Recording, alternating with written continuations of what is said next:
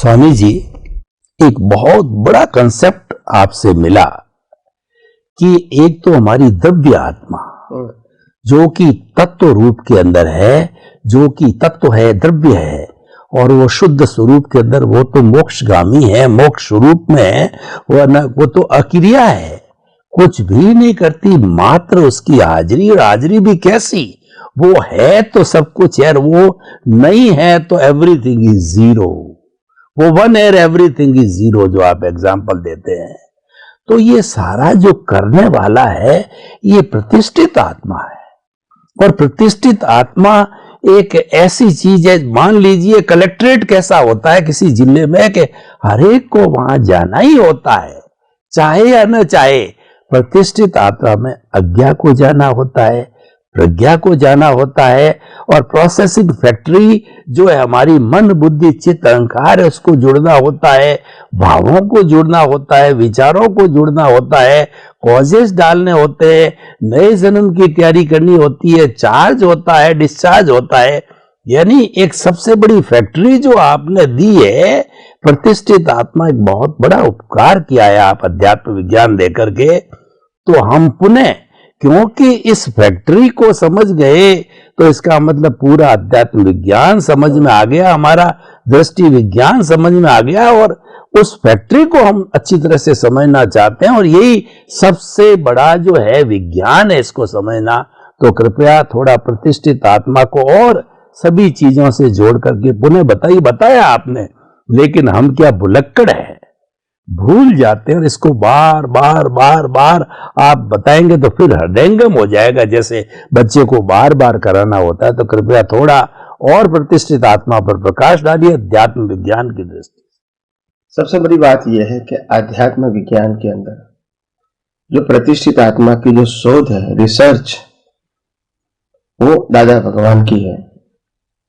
उन्होंने ये हमको अपने अनुभव से बताया कि प्रतिष्ठित आत्मा है, उसके बिना पुरुषार्थ करने वाला कौन है वो समझ में नहीं आएगा।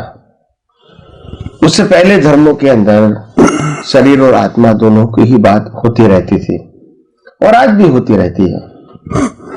उसमें प्रतिष्ठित आत्मा का उल्लेख नहीं है, और प्रतिष्ठित आत्मा का उल्लेख न होने के कारण लोग ये धर्म को धर्म तक ही सीमित रखेंगे, विज्ञान की ओर आगे नहीं बढ़ सकते, क्योंकि उनको मालूम ही नहीं है कि कर्म बनाने वाले कौन है और कर्म के भुगतान करने वाले कौन है। वो लाइन ऑफ डिमार्केशन है ही नहीं।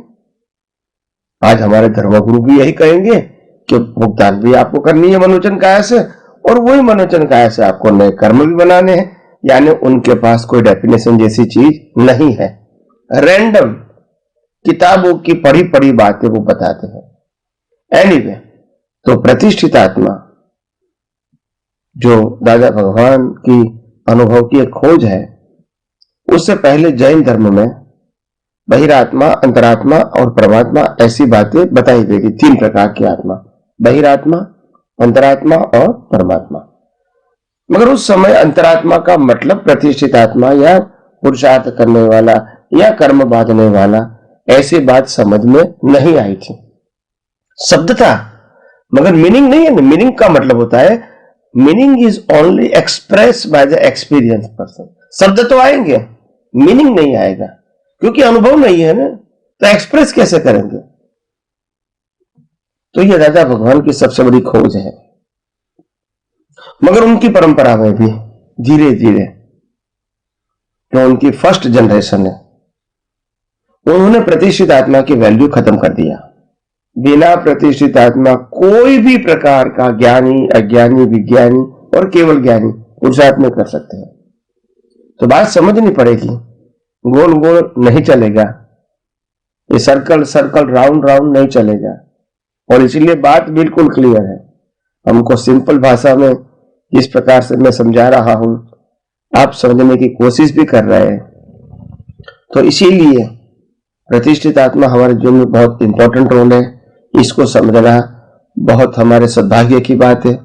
आज तक ये प्रतिष्ठित आत्मा शब्दों को किसी ने हाईलाइट नहीं किया, और ज्ञानी पुरुष दादा भगवान ने उसको हाईलाइट किया, मगर उसके जाने के बाद लोगों की सोच में प्रतिष्ठित आत्मा की वैल्यू नहीं रही, धीरे धीरे वो उनकी वैल्यू लोगों के मन में समाप्त हो गई, क्योंकि वक्ता ही जब बात करेंगे ऐसी तो क्या करोगे।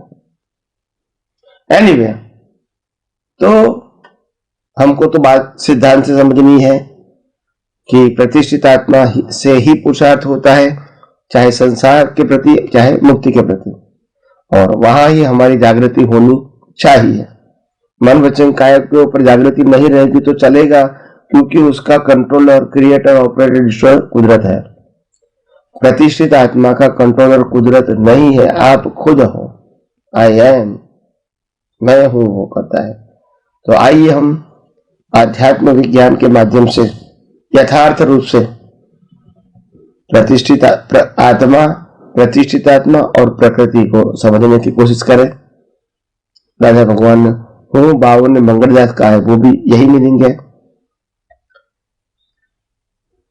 निकेलिकन चेतन, मिश्र चेतन, शुद्ध चेतन, वो भी यही बात है। यानी शब्द अलग अलग है, मीनिंग एक ही है। तो आइए हम सब विज्ञान को और गौर दृष्टि से समझने की कोशिश करें और हमारी दृष्टि को और विशाल बनाएं, ताकि हम इस विशाल दृष्टि के अंदर विज्ञान के माध्यम से बहुत सारी अज्ञानता को स्वाहा कर सकें।